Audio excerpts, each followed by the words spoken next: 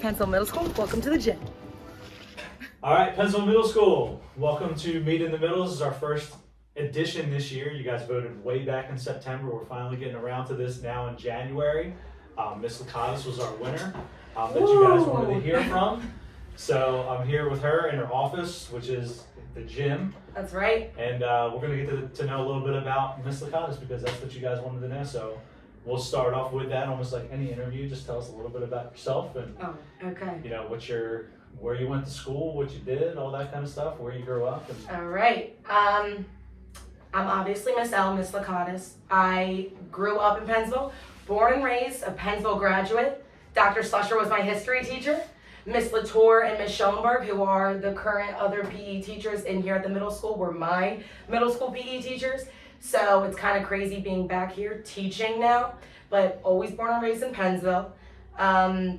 Graduated from Rowan University and decided, I changed from physical therapy to be a health and PE teacher. So now I'm on this route and I'm happy and loving it. And you were very big into softball, right? I remember Yes. from back in the day. Back in the day. Had to pursue a college career and all that. Old and rusty. Yeah, lefty. Yes, that's right. Yep. Pennsville And graduate, softball player. Yeah. Shout out to Beth Jackson.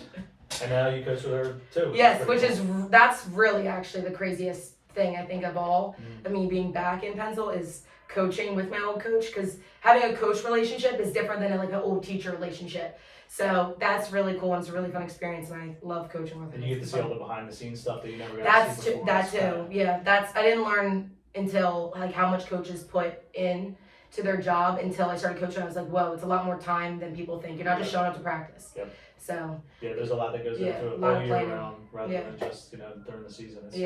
So it's been fun, and I coach field hockey too. I coached soccer my first year, now I'm coaching field hockey with Dorn. So it's been a full experience. I'm getting the full Pennsville experience. From So behind the that's scenes this time. That's cool. right. So what inspired you to become a teacher? I know I Yeah. didn't think that you wanted to be a teacher when I had you in high school at No. all. So then, all of a sudden I got a Yeah. resume and an application from Miss Lakatos, and we're like, that'd be pretty cool to see what she's up to, and here you are as Yep. a teacher. So I started off, I wanted to be a physical therapist. I always loved the human body. That's always been something I'm very fascinated about. Probably even when I go back to school, I'll probably go for something like X-Phys or kinesiology because I do love it and I enjoy it. After my freshman year of college, on a softball scholarship and everything, I felt like the courses that I was taking weren't really grasping what I actually loved about the human body, because it was actually the human body and the mind connection. So when I found out how much I loved and wanted to learn about and supported mental health, I realized that I also loved when I worked with kids and I coached and I helped out with kids. So I realized that health and PE was really the best set for me, along with, I always knew I wanted to bring more with mental health into the education system, coming from my experience. So that's something I kind of wanted to push forward and teach my kids about mental health, but not in the very like teachery way, and like the normal like The it's life way. in the life way, and not make it feel like it's an assignment, but like this is just your lifestyle and like healthy ways to execute and have a better mental health and a better mindset. Hashtag healthy mindset, which is the club I'm the advisor of. But yeah, Gotta plug the club. gotta plug the club, that's right. But that's really the reason, is wanting to like have an influence, and middle school's always been my goal. Believe it or not. I started at high school and everyone told me I was crazy that I wanted middle school. And then I applied for the middle school position and I got it, so I couldn't have gotten luckier. Nice. Yeah. And you mentioned the mental health part of it, and just for the athletes and the kids that are here, a lot of athletes, especially when you're going through it as a kid, you feel like you're working on your mechanics and your swing or your Right. shot, and you're doing all these physical things, and it is Right. a lot of physical activity. But as you get older and you realize more of it is from the neck up, more of it is Yeah. from what's your resiliency like? Mhm. Can you overcome obstacles that you didn't think that you could? And that mental health aspect of athletics also translates to just basic life skills. And to find passion for that, not only to do that on the field or on the court, but in the classroom as well. That's Right. that's what makes it really interesting and really cool. And it's something that we are focusing on, as a Yeah. society now when we talk about social emotional learning and all those kinds of things. Right. That's a huge big part of it, the mental health aspect of this giant. Yeah, that's all I really want to get across to my kids. And I mean, I'm not like the teachery by the book. That's not really my method. I want them to feel as though like I'm approaching them like in their reality. I mean, because I'm so young, that's really to my advantage that I can relate to them with social media and everything. My teachers could have never related to that because they weren't in the time of social media. You're not that old. What are you talking You're not that old. Now But like, you probably had MySpace, right? These kids have never had MySpace. I kind of, yeah. I had MySpace maybe like a year though. I'm not gonna say her lie. Yeah. But no, I like that's what I enjoy the most, and having like real honest but healthy conversations with them about it. And I feel like that's been my biggest growth. I'm still learning as a person, and I think that me Always being do. vulnerable Yeah. by that, and me telling them my flaws, and that I struggle with anxiety and stuff, and when I'm honest with them about that stuff, I think they kind of let down their barrier as well, because middle school's hard. So like they let that down, and they're like, okay, well, Miss L's being honest that like she has that anxiety right now, and that's why she's that's why she's a little bit more uptight in class. So then they feel like, okay, well then I'm allowed to express that as well, and that's the whole point. It's really hard for middle schoolers to express their emotions in a healthy way. So me doing it and showing it and being honest with it, as transparent as possible, has been really good. And my kids have gotten a lot better at it. Awesome. So it's good. Yeah, and it is a tough age developmentally too when it comes to that, because you're still figuring out who you are, why, right. What your purpose is, what your talents are, all those things. There's lots of hormones and other things being thrown around, and like Everything. wondering who you are, like Right. it's crazy. Yeah. Middle school age is crazy, but it's also an age where you can have a huge impact as a 100%. teacher. And My middle school years were my worst years ever. I think everybody would say that. Besides Adults. being in school, personal stuff and everything, and Yeah. I tell them that, and I'm transparent with that. They don't see that it's their worst years now. If it is, maybe, but they're gonna see that later, and they're like, Miss L wasn't wrong. That it gets better after middle school, and you have more confidence, and to let these little things go. And I preach it all the time, but they are in the middle of it, so they don't see it as much. It's easier to see from an outside point of view, but.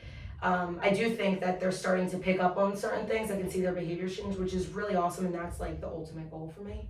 So it's been cool, especially this year. I've definitely seen a huge impact on it, so it's good. Awesome. So second full year, making last year was kind of tough. With with masks and coming out of distancing and all COVID that was stuff. Was a crazy. mess as it was, and I think that they got it, but this year they're getting it earlier. I think last year they didn't get it till the fourth marking period, that change in them. This year I'm starting to see it now, already at that midpoint, so it's like a really proud moment. And I'm hard on them, so it's not like I'm like easy with them, and I do hold them to a high standard, but I'm not letting that standard drop because they don't hold themselves high. I'm going to keep holding it high. So you mentioned that you were proud. That's actually one of my next questions is what are you most proud about so far in your teaching career? It can be a general thing. It doesn't have to be a specific thing, but what are you most proud of what Miss Al's been able to do? Okay, so weirdly enough, it would be the impact that I have after teaching is what I'm most proud of. I get messages a lot. I get emails a lot. I had students message me before the first day of high school saying how nervous they were and that they're so sad that they're not going to see me. That stuff, I hate being corny and my kids know that, but that stuff is the stuff that makes me like the most proud, because I do know that I made an impact, and the fact that anyone was even thinking about me before they're going to another school with other teachers is insane, and that they're still coming to me for advice really is so amazing to me and really special to me, and that's the stuff that gets me really excited. To build relationships. Yeah, and being able to absolutely. Absolutely. have that rapport with the kids is huge. Yeah, and the fact that they check on me and everything, like that's the stuff that's really nice. So, and when kids swing by at the end of school, the athletes will come in, they'll just walk right into my office. I'm like, oh, hello. Oh, thanks. But no, that stuff makes me really happy. So it's nice. Awesome.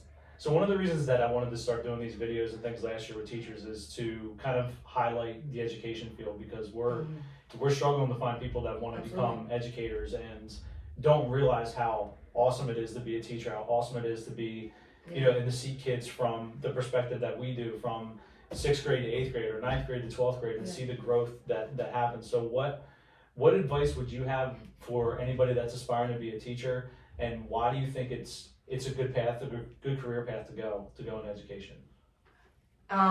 Most people would say you're crazy when you want to be a teacher now. Even when I tell people, they're like, thank you for your service. Like, I'm serving in the war.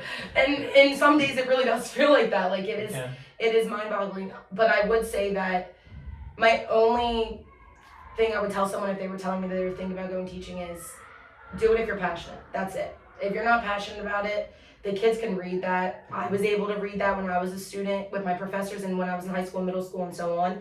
So if that's something that you want to make an impact you're passionate about, do it. If you aren't passionate about it, I wouldn't say do it. As much as I would love to have people, as many subs and as many teachers possible, it's better to have less but good quality stars than people that are just going through the motions. And I will always want to hold myself to that standard too. You know, I don't want to just get content. I want to keep growing as a teacher, as a person. So if you're passionate, do it, and expect days to be horrible. Expect days to be amazing. Expect to cry sometimes, but also not always bad tears too. Like I cried when my students were graduating because I was so proud of them. I had like weird emotional tears when I was talking to my first period last year because I was like, I'm gonna miss you guys so much. I'm so proud of you. And those are good tears. I'm not an emotional person, so like for that to happen. But I love what I do and I love my kids. So if you're passionate about it, there's gonna be better days than there's gonna be bad days. So. Yeah. For sure. There's definitely some highs and lows, but most of it's, especially, like, I would consider you a success story, right? You know, you're in the halls of Pennsville 2013, 2014, and then all of a sudden you show up as a A teacher. success story. That's pretty cool. Like, it's pretty cool to have you here. So, kind of with that, you made it to the last question. Okay.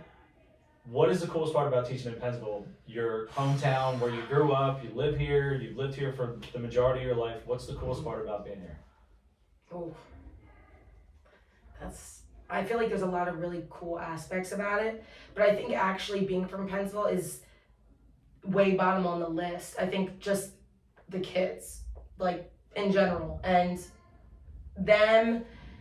my students that I had this year thought of me as the cool teacher and the chill young teacher, and I'm not saying that they don't anymore, but I think that they realize that like I do hold my students to a high standard and I expect more out of them and I'm going to push them more than they're used to in other realms. So I think that that's the coolest part is instead of just being in Pennsville, but I'm bringing something new to Pennsville and I kind of get to leave my own personal touch on the town I was raised in. That's what's cool about it. Not that I'm necessarily from Pennsville, but I'm touching people's lives in the town I grew up in. It's really cool to me. I get to have an impact in a different way than I ever thought I would. That's awesome. That's the coolest part.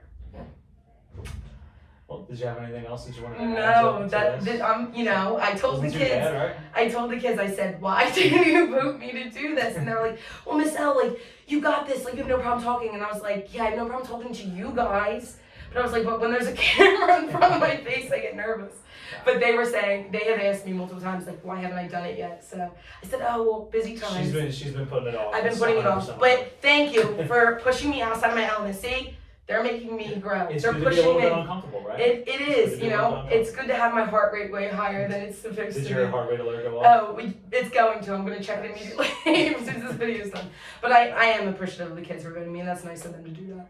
Although they're a pain in the butt for doing it. Well, thank you guys for watching. And Thank you. Miss Elle, you can see her in her home, the gym. She's here all the time. That's She's right. either Come coaching or teaching. and join our workouts. You can join any of our fitness workouts whenever you want.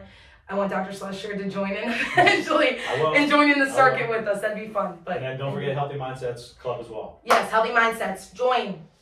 Next year it'll be again and join. It's fun. Good. All right. Thanks, guys. Bye.